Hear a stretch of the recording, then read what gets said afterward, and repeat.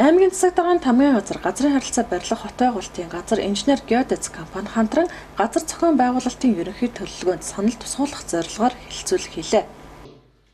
Хэлэлцүүлгийн үеэр аймгийн газар зохион байгуулалтын ерөнхий төлөвлөгөө боловсруулах ажлын зөвлөх үйлчилгээний гүйцэтгэгч инженер геодэц компани ажлын явцад танилцуулсан юм.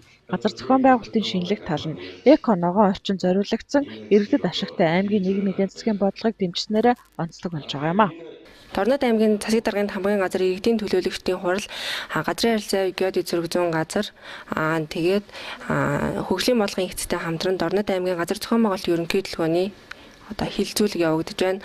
Уг хилцүүлгээр бид нар Торнод аймгийн газар зохион байгуулалт газрын харилцаанд тулгамдж байгаа асуудал болон газрын нийгмийн сангийн англи тусал бүрээр ямар шүү төлөвлөлт хийж байгаа. Тэр наад иргэдийн нийгэм эдийн засгийн амьдралд хэрхэн нөлөөлөх вэ гэдэг талаар ярилцаж хилцүүлэг зохион байгууллаа. Энэ хилцүүлэг газар зохион байгуулалтын ажлын ерөн шинэлэг тал нь хэм бол яг эко ногоон орчин зориулагдсан. Тэгээд иргэдэд ашигтай аймгийн нийгмийн бодлогыг бол дэмжсэн. Тийм газар зохион байгуулалт шинжилэн хийгдэж байгаатай холбогдуулан иргэд болон иргэдийн төлөөлөгчд хөгжлийн бодлогын хэлцээх болон бусад оролцогчдоос санал авахд оршиж ирлээ. Хилцүүлэгт аймгийн иргэдийн төлөөлөгчдийн хурлын тэргүүлэгч, төлөөлөгч нар мэргэжлийн чиглэлээр тусалцаа үзүүлэн хамтран ажиллах ажлын хэсгийн гишүүд, газрын харилцаа барилга хот байгуулалтын газрын мэргэжлүүд болон бусад албаны хүмүүс оролцсон юм а. Хилцүүлгийн дэлгэрэнгүй үзэгч та бүхэн маргааш орой манай телевизээр хүлээн авч үзээрэй.